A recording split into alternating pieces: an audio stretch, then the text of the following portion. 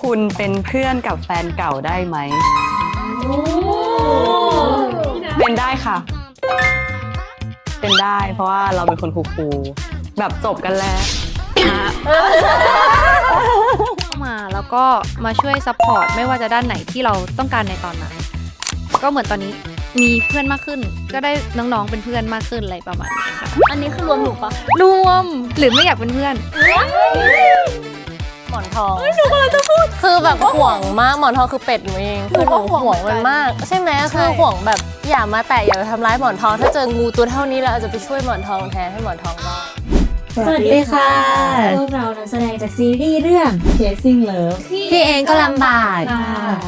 สวัสดีค่ะนายค่ะรับบทเป็น2นะคะสวัสดีค่ะน้ำหวานค่ะรับบทเป็นเพียงค่ะสวัสดีค่ะเฟย์ค่ะรับบทเป็นพลอยค่ะสวัสดีค่ะจีนี่ค่ะรับบทเป็นเปิ้ลค่ะสวัสดีค่ะกิฟต์ค่ะรับบทเป็นพี่มัดหมี่ค่ะสวัสดีค่ะออมสินค่ะรับบทเป็นขวัญรินค่ะ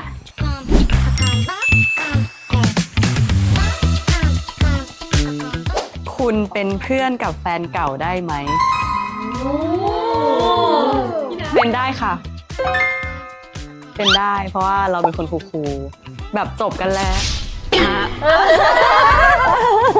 หรือว่าไม่อยากให้เป็นคะเป็นไม่ได้จะเป็นได้ไงขอเปลี่ยนคำตอบค่ะเป็นไม่ได้ค่ะเพราะคนข้างๆไม่ให้เป็นค่ะประสบการณ์อะไรที่คุณใช้ความกล้ามากที่สุดหนูว่าการเลือกมาเป็นนักแสดงเนี่ยแหละคือประสบการณ์ที่ใช้ความกล้าที่สุดของหวานแล้วเพราะว่าเด็กมหาลัยเรียนบัญชีรอเป็นแบบพนักงานออฟฟิศอะไรอย่างเงี้ยค่ะก็รู้สึกว่าสิ่งนี้แหละคือสิ่งที่ใช้ความกล้าที่จะเปลี่ยนแปลงเส้นทางในชีวิตของตัวเองที่สุดแล้วค่ะเวลามีความรักนิสัยคุณเปลี่ยนไปอย่างไรโอ้โหคือตอบเป็นวันยังได้เลยอันเนี้ย คือสำหรับออมนะรู้สึกว่าการมีความรักอ่ะต้องมีการปรับตัวเกิดขึ้นต่อให้คนบอกว่าคนที่ใช่หรืออะไรก็แล้วแต่สุดท้ายแล้วว่าถ้าอยากรักกันนะคะมันก็ต้องเข้าหากันตรงกลางแล้วก็หาความ mutual language สำหหรับภาษารักให้ได้ถึงจะเป็นความรักที่ดีได้หนูอยากฟังพอดแคสต์ที่ออมสินทุกวันเลย มากพูดจริงๆขับไฟเดย์สารภาพความโชคดีของตัวเองหนึ่งเรื่องความโชคดีก็คือรู้สึกว่าในชีวิตนี้มักจะมีคนรอบข้างที่ดีๆอยู่รอบตัวเสมอถึงแม้ว่าจะเป็นระยะสั้นหรือว่าระยะยาวก็ตามคนดีๆเข้ามาแล้วก็มาช่วยซัพพอร์ตไม่ว่าจะด้านไหนที่เราต้องการในตอนนั้นก็เหมือนตอนนี้มีเพื่อนมากขึ้นก็ได้น้องๆเป็นเพื่อนมากขึ้นอะไรประมาณนี้ค่ะอันนี้คือรวมหนูปะรวมหรือไม่อยากเป็นเพื่อนถ้านัดเจอกันรอนานแค่ไหนถึงจะเลิกรอแล้วต้องสายแค่ไหนถึงจะเรียกว่าสายเขาถามถูกคนมากเขาถามถูกคนมากคือหนูจะบอกว่าหนูเป็นคนใจเย็นมากแล้วก็รอเก่งมากก็เลยสามารถรอได้แต่ว่าเป็นคนที่เวลาก็มีค่าเหมือนกันแค่ไหนถึงจะเลิกรอหนูให้ชั่วโมงครึ่งถ้าสายแค่ไหนเรียกว่าสาย1 นาทีเรียกว่าสายแล้วถ้าเป็นพี่เฟย์น่าจะไลน์มาหาว่าแบบจีนี่เลทว่าเท่านี้นะหนูก็จะแบบโอเคเดี๋ยวหนูไปทำอย่างอื่นรอก่อนแล้วเดี๋ยวอีก2 ชั่วโมงกลับมาเจอกันเฮ้ยแสดงว่ามันก็พิเศษดิเพราะมันบวกไปได้30 นาทีจากคนอื่นใช่ป่ะอยู่ที่คนอันนี้แหละค่ะเรียกว่าภาษารักนะคะเกิดอะไรอะอะไรที่คุณห่วงเป็นพิเศษตรงหมอนทองหนูกำลังจะพูดคือแบบห่วงมากหมอนทองคือเป็ดหนูเองคือหนูห่วงมันมากใช่ไหมคือห่วงแบบอย่ามาแตะอย่าไปทำร้ายหมอนทองถ้าเจองูตัวเท่านี้เราอาจจะไปช่วยหมอนทองแทนให้หมอนทองรอดพี่เฟย์ห่วงใช่ไหมแต่พี่เฟย์อาการไม่ออกแต่หนูเนี่ยจีนี่อาการออกเลยแบบพี่แบบห้ามมายุ่งกับหมอนทองใช่หนูจะเลิกแหละพี่เฟย์หนูว่าเก็บดีกว่าพอแล้วเดี๋ยวน้องเหนื่อยพอแล้ว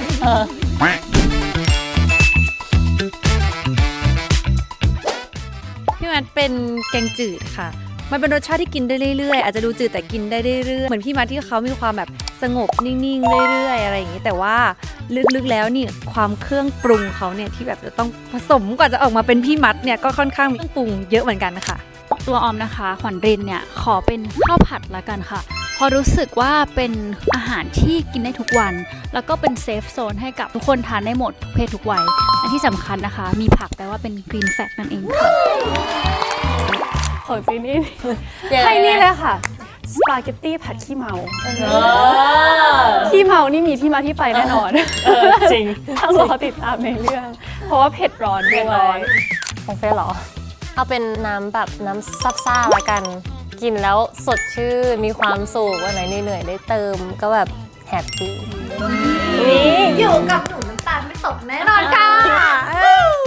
เอาของเราบ้างของเราเป็นมัทฉะลาเต้หวานน้อย โทนถั่วขมไปปลาย เอ้ยเขาอินดีเทล เพราะว่าแบบมองภายนอกอาจจะดูแบบดูไม่น่ากินดูแบบไม่หวานอ่ะ แต่พอได้กินเข้าไปได้กลืนลงไปอุ๊ยมันหวานว่ะ ส่วนของหวานเป็นนี่ดีกว่า เป็นน้ำผลไม้ปั้นน้ำผลไม้รวม มีหลายรสชาติบางวันอาจจะเปรี้ยวบางวันอาจจะหวาน หรือบางวันอาจจะเป็นเขียวๆเรียบร้อยเหมือนในตัวอย่างก็ได้ มีหลายรสชาติหลายสีแล้วแต่วันพี่นายจะเผาอะไรหนู ส่วนมากก็ไม่ค่อยมีอะไรให้เผาน้องนะแต่ว่าเราสองคนจะต่างกันตรงที่ถ้าเหนื่อยก็คือจะไปเติมพลังด้วยกันนอน แต่ถ้าเรานอนเราจะแบตหมดเลย เราจะต้องเติมพลังด้วยการแบบการดีดการพูดเยอะ นี่แหละค่ะคือเรื่องที่หนูจะเผาพี่นายคือเรื่องนี้ ๆอะไรนะ คือด้วยความที่พี่นายอ่ะจะเป็นคนพูดเยอะดีตลอดเวลา ส่วนหนูเวลาหมดแรงอ่ะจะไม่เอาอะไรแล้ว พี่นายเขาจะมีโมเมนต์ที่แบบมาคุยกับหนู แต่หนูแบบไม่อยากตอบแล้วหนูอินโทรดมากเลยหนูขออยู่นิ่งๆ แล้วหูหนูดับหนูไม่ฟังอะไรแล้ว พี่นายเขาจ้ำหวานทำไมเธอเมินฉันล่ะไม่ใจทำไมน้องไม่คุยด้วย น้องหมดแรงนะครับทุกคน เข้าใจได้เข้าใจได้ คุณต้องเข้าใจผมครับไม่ใช่เข้าใจได้แต่คุณต้องเข้าใจผมครับ เข้าใจตลอดอยู่แล้วไหม ขอบคุณนะคะ ของจีนี่เหรอเฟย์ว่าจีนี่จะเป็นคนแบบด้วยความเขามีสติเขามีสมาธิใช่ปะเขาก็จะมีความแบบนิ่ง แล้วบางทีไปพูดอะไรเขาอาจจะไม่ตอบ เหมือนกันเลยดิเหมือนกันเลยดิ ไม่แต่ว่า เราโดนเมินเหมือนกัน แต่ว่าไม่ได้ไปดื้อเขานะ แต่หมายถึงว่าอาจจะเป็นคำถามหรืออะไรอย่างเงี้ยแบบถามเฉยๆอะไรเงี้ยแต่เขาอาจจะโฟกัสอยู่กับบทอะไรเงี้ย ไม่มีเสียงตอบรับหรอ ไม่มีเสียงตอบ หรื รั อบางทีสมมติว่าแบบหนูเคยไปกับพี่ออมสินด้วยพี่ออมสินอะเคยถามหนูใช่ป่ะแล้วหนูอะกำลังไอ้นี่อยู่ใช่ไหมแล้วหนูแบบหนูรู้ตัวเลย โฟกั ว่า ส หนูได้ อยู่ ยินคำถามนี้แหละ แต่ว่าหนูกำลังไอ้นี่อยู่ใช่ไหม30 วิหนูอะอ๋อพี่ออมสิน จีนี่ ดีเลยเหรอถ้าดีเลยเหรอ เหมือนตอนไปเที่ยวกันมั้งใช่ไหมแบบเหมือนถามทุกอย่างแล้วจีนี่ก็คือเหมือนแบบเงียบไปแบบนึงแล้วก็กลับมาต่อ ใช่ มันคือเราก็ไม่ได้ซีเรียสด้วยหรอกว่าแต่แบบ ใช่ แต่เขาตอบจริงๆนะ ตอ ทุ บ ก จ อัน ริงๆตอบจริงๆแต่แบบบางทีก็คิดด้วยแล้วบางทีก็โฟกัสด้วยแบบมันมีหลายอย่างส่วนของพี่เฟย์ไม่รู้จะเผาอะไรแต่ว่าพี่เฟย์ก็จะมี2โหมดแบบไม่เอาอะไรแบบอินโทรเวิร์ตไปเลย แต่บางทีเวลาบูสพี่เฟย์ก็แบบไฮเปอร์เหมือนกันแบบงงๆไปเลยอะไรอย่างเงี้ย แป๊บเดียวเดี๋ยวก็ เดี๋ยวกลับไปเหมือนเดิม ถ้าเธอนึกไม่ออกฉันพูดก่อนได้ เอาไป พี่กิฟต์นะคะขี้แกล้งเรามากๆค่ะขี้ล้ออะไรอย่างเงี้ยค่ะ ถ้าสมมุติแบบเราทำอะไรผิดหรือว่าเราเผลอทำอะไรแบบว่าตลก ฉันดี เขาก็จะพูดอยู่อย่างนั้น พูดวนไป ไม่รู้ว่าทุกคนจะได้เห็นเบื้องหลังไหมถ้าได้ดู พี่กิฟต์คือล้อหนูทั้งวันโคตรอร่อยเพราะหนูพูดเหนือตอนนั้น ต้องสินเหรอ ไม่มีอ่ะฉันไม่มีจริง จริงเหรอ จริง นอกจากโค้ดอร่อยของเธอนั่นแหละ ใช่ชอบแกล้งคนอื่น ก็ถูกต้องแล้วไม่มีอะไรแก้ค่ะ ก็ชอบแกล้งค่ะ สำหรับหนูคือเวลาเขาเข้าบทเป็นน้องเพียง เขาจะมีความแบบสดใสน่ารักอะไรบางอย่างแล้วก่อนที่เราจะเข้าซีนแต่ละซีนอ่ะเราจะมองหน้าเขาก่อน เราจะแบบจ้องตาเขา ใช่พี่นาย น้ ช อง อ หวา บ น จ้อง จะรู้ ตาหนู เราอาจจะรู้ใช่แล้วมันก็แบบมันก็แอบนึกว่าคนนี้ก็น่ารักเนาะแต่เขาเป็นน้องเพียง เอาละ เป็น เราชีวิต เป็น จ น้ ริ อง ง หวานก็น่ารัก ส่วนของหวานจะมีไม่ได้เป็นซีนที่กรีดเขินละกันแต่เป็นซีนที่แบบว่ารู้สึกอบอุ่นหัวใจ มันจะมีบางซีนที่รู้สึกกดดันตัวเองมากๆ จนแบบจะร้องไห้ออกมาอะไรอย่างเงี้ยแล้วเราต้องฮึบอะไรอย่างเงี้ยก็จะมีพี่นายที่แบบคอยปลอบคอยถามตลอดว่าเป็นไงบ้างดีขึ้นยังหรือแบบอะไรแบบเนี้ยก็รู้สึกว่าเป็นโมเมนต์ที่แบบเขาเป็นแบบที่พึ่งพาของเราได้ใช่ สำหรับออมนะคะก็คือเวลาที่แบบพี่กิฟต์หรือว่าตัวคุณมัดหมี่อะอ่อนแอ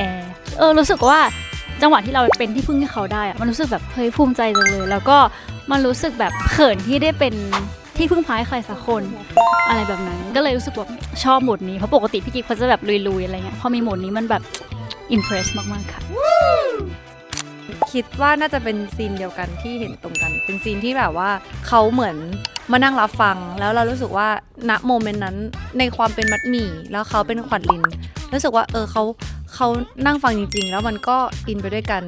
ซีนนั้นอะชอบมากในการที่แบบรับส่งกันดี แล้วก็แบบเขาอาจจะไม่ได้พูดอะไรมากแต่แบบว่าเรารู้สึกว่าสิ่งที่เขาส่งมาให้เราอะไรเงี้ยมันแบบเป็นเซฟโซนของเราค่ะ จริงๆของหนูอะฟินหลายซีนอยู่นะแบบมันก็จะมีโมเมนต์ที่แบบฟีลแบบเคมีมันแบบอบอุ่นจังเลยอะไรเงี้ยแต่ว่าถ้าพูดถึงซีนที่แบบรู้สึกว่าฟินฮอปเลยอะคือเป็นซีนที่เขาแบบมาช่วยปกป้องเราคือเหมือนจริงๆแล้วในเรื่องเราก็เป็นสาวสตรองในระดับหนึ่งอะไรเงี้ยแต่โมเมนต์ที่เราแบบวีกอะพอมีเขาที่แบบมาช่วยซัพพอร์ตอีกทีนึงมันก็แบบเหมือนอบอุ่นหัวใจ คือแปลว่า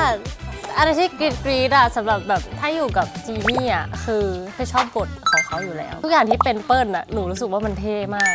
จริงๆนะรู้สึกว่าแบบท้าทายดีอะไรอย่างเงี้ยรู้สึกแบบเป็นอะไรที่ไม่เคยเห็นในจีนี่ก็เลยรู้สึกว่าแบบเลิศด้วยความที่มันแบบคอนทราสต์ ใช่ มากแตกต่างมาก ตอบได้เลยดอลลี่อาย เฮ้ยอย่าเพิ่งหนีเขาพูดก่อน ดอลลี่อายแสดงออกฉันชอบ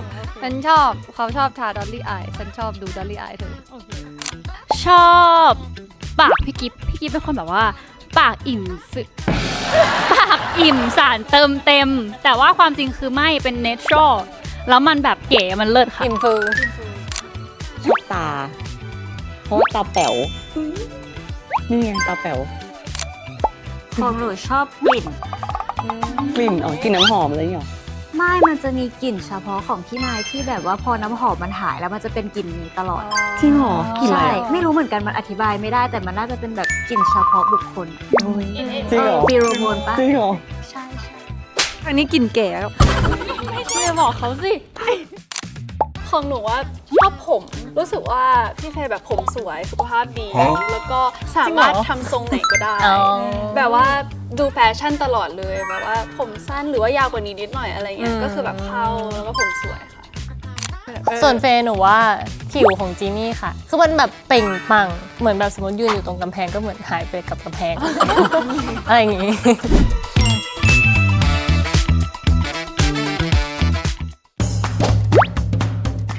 ปากกา ช็อก ยังลบ กระดาษ โต๊ะดินสอ พยาบาล เครื่องวัดความดัน หมอ เข็ม ที่ปั๊มหัวใจ คนไข้ เครื่องเล่น โรลเลอร์โคสเตอร์ สายไหม พนักงาน รองเท้า ไม่มีสิง